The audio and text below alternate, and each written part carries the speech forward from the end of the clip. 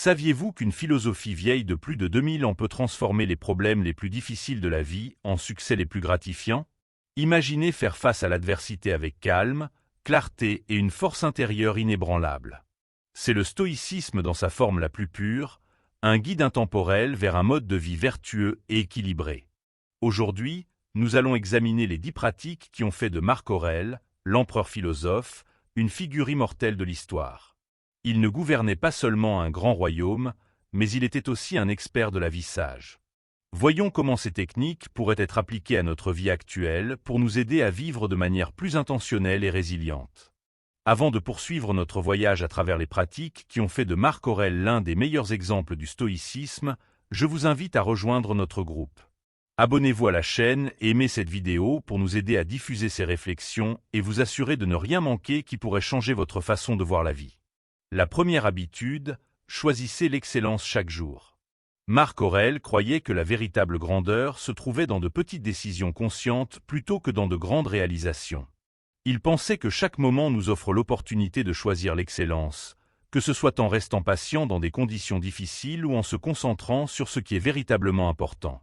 L'excellence, selon le stoïcisme, est la tentative continue d'aligner les actes avec les plus grands idéaux plutôt qu'avec la perfection. Chaque matin, en vous réveillant, demandez-vous « Comment puis-je agir avec vertu aujourd'hui ?» Cette simple pratique élève l'ordinaire à l'extraordinaire, favorisant une personnalité forte et résiliente. La deuxième habitude, réfléchir sur la journée. Marc Aurèle voyait l'introspection quotidienne comme une activité essentielle pour la connaissance de soi. Chaque nuit, il évaluait les événements de la journée, réfléchissant à ses décisions et apprenant de ses erreurs. Il se posait la question « Ai-je vécu selon mes principes ? Que pourrais-je faire mieux demain ?» La réflexion est une opportunité d'apprentissage et d'ajustement de parcours, pas une condamnation sévère. C'est une invitation à réfléchir, à reconnaître les fautes et à célébrer les progrès. Cette simple pratique met en lumière le chemin vers le développement personnel et approfondit notre connexion à nos propres croyances. La troisième habitude, accepter les autres. Vivre en société est un défi constant, et Marc Aurèle le comprenait mieux que quiconque. Il nous rappelle que tout le monde, y compris ceux qui nous irritent, a quelque chose à nous apprendre. Il l'a dit de cette manière, « Trouvez la force de tolérer les autres, car eux aussi combattent leur propre bataille. » Accepter les autres ne signifie pas approuver des actions destructrices, mais plutôt reconnaître notre humanité commune et faire preuve d'empathie. Cela nous permet de rester calmes dans des situations difficiles et de développer une résilience émotionnelle qui transcende le conflit. La technique de l'acceptation stoïque est libératrice. Envisagez de vous libérer du fardeau du jugement incessant et du feu de l'irritation perpétuelle. Vous avez le pouvoir sur votre réponse, votre tranquillité et votre équilibre intérieur. Cette pratique nous permet de créer une atmosphère plus calme pour nous-mêmes et pour les autres. La quatrième habitude, transformer les plaintes en action. Pour Marc Aurèle, le deuil était une perte d'énergie vitale. Au lieu de cela, il incitait les gens à transformer leurs griefs en possibilités. Coincés dans les embouteillages, profitez de cette occasion pour réfléchir ou apprendre quelque chose de nouveau. Avez-vous reçu des critiques injustes? Faites preuve de patience et de maîtrise de soi. Le stoïcisme nous dit que, bien que nous ne puissions pas contrôler les circonstances extérieures, nous pouvons toujours contrôler notre réaction face à elles. Adopter cette perspective nous permet de découvrir des réponses et de prospérer malgré l'adversité. Plus nous choisissons de canaliser nos frustrations en activités positives, plus nous devenons forts et flexibles. La cinquième habitude, concentrez-vous sur l'essentiel. Marc Aurèle vivait simplement, en mettant l'accent sur ce qui était vraiment important. Il avait l'habitude de dire « Ne gaspillez pas d'énergie sur ce qui n'ajoute pas de valeur à votre vie ». Ce conseil nous encourage à éviter les distractions et à concentrer nos efforts sur ce qui est vraiment important. Cette action est-elle alignée avec mes objectifs? Se concentrer sur les fondamentaux non seulement augmente la productivité, mais apporte également la paix dans une existence plus délibérée. Cette habitude nous permet de distinguer entre les tâches urgentes et importantes, nous permettant de vivre plus pleinement. La sixième habitude, cultiver la gratitude et la vertu. La gratitude était importante dans l'idéologie de Marc Aurèle. Il pensait que l'appréciation de ce que nous avons, surtout en période difficile, nous aide à préserver l'équilibre. De plus, il a souligné l'importance de valeurs telles que le courage, l'honnêteté et la compassion comme les fondements d'une vie significative. Commencez chaque jour en identifiant quelque chose pour lequel vous êtes reconnaissant, puis cherchez des occasions de mettre en pratique les vertus. Ces simples activités construisent le caractère et favorisent une connexion plus forte avec les autres. Ils nous rappellent qu'il y a de la beauté et de la gentillesse tout autour de nous, même dans les moments difficiles. 7e habitude, être un apprenant éternel. Marc Aurèle voyait la vie comme une expérience d'apprentissage sans fin. Il cherchait la compréhension à travers les livres, les discussions et les expériences personnelles.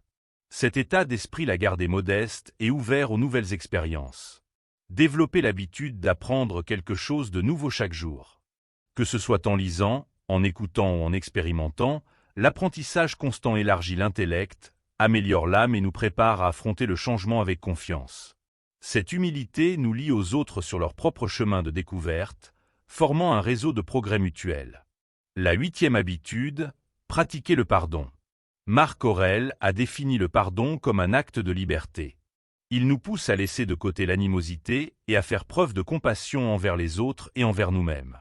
Pardonner n'est pas oublier, mais reconnaître que tout le monde fait des erreurs et peut en tirer des leçons. Le pardon peut vous aider à découvrir la sérénité intérieure. Rappelez-vous que garder une rancune, c'est comme porter un fardeau inutile. En vous débarrassant de ce fardeau, vous créez de l'espace pour la paix et la réconciliation. Cette habitude nous aide à voir les erreurs comme des opportunités de développement et d'apprentissage. La 9e habitude, vivre vos idéaux. Marc Aurèle croyait que vivre ses propres aspirations était le cœur d'une bonne existence. Il pensait que nos valeurs les plus profondes ne peuvent être réalisées que par l'action. Peu importe la force de nos valeurs, elles perdent de leur importance si elles ne sont pas exprimées par des actions modestes dans la vie quotidienne.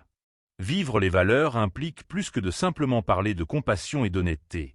Cela implique également d'agir selon ses principes. Marc Aurèle était un expert dans l'utilisation de l'adversité pour renforcer ses idéaux. Il a réalisé que la véritable honnêteté est mise à l'épreuve lorsqu'il y a quelque chose à perdre, et non lorsque tout va bien. Cette pratique exige de la discipline et de l'humilité, mais elle est immensément transformative. La 10e habitude, restaurer l'équilibre. La vie, comme le souligne Marc Aurèle, est pleine de hauts et de bas. Nous ne pouvons pas contrôler tout ce qui se passe autour de nous, mais nous pouvons contrôler notre manière de réagir. Restaurer l'équilibre est une pratique qui nous permet de confronter les problèmes avec calme et ténacité, même lorsque tout semble désordonné. Pour Marc Aurèle, la résilience n'impliquait pas la rigidité. Il reconnaissait que le véritable pouvoir découle de la flexibilité, ou de la capacité à s'adapter aux situations sans perdre son identité.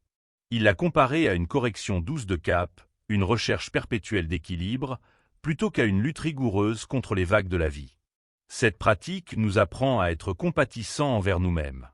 Au lieu de nous punir pour nos défauts, nous devrions les considérer comme des leçons. Chaque nouveau jour est une opportunité de recommencer à zéro. Peu importe à quel point hier a été difficile, aujourd'hui est une nouvelle page. Les 10 habitudes qui ont fait de Marc Aurèle un exemple intemporel de sagesse ne sont pas simplement des pratiques intellectuelles. Ce sont des stratégies pratiques pour mener une vie pleine de sens et de vertu. En les adoptant dans notre vie quotidienne, nous avons le potentiel de changer non seulement nos propres vies, mais aussi le monde qui nous entoure. Marc Aurèle nous a appris que la grandeur ne se trouve pas dans des réalisations grandioses, mais dans les décisions délibérées que nous prenons chaque jour. Il nous rappelle également que le stoïcisme concerne le développement plutôt que la perfection. Il s'agit d'accepter notre humanité, avec nos défauts et nos imperfections, et de l'utiliser pour nous propulser en avant.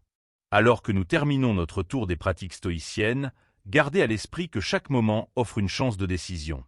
Et chaque option offre l'opportunité de vivre avec plus de vertu, de résilience et de but. Puissions-nous, inspirés par Marc Aurèle, trouver la force de nous améliorer chaque jour, en abordant la vie avec courage, sérénité et sagesse. Merci de m'avoir suivi et d'avoir réfléchi avec moi sur les enseignements de Marc Aurèle. Si ce matériel vous a inspiré de quelque manière que ce soit, abonnez-vous à la chaîne pour continuer à explorer ces concepts, et ne manquez pas la prochaine vidéo qui approfondira encore plus le potentiel transformateur de la philosophie stoïcienne. D'ici là,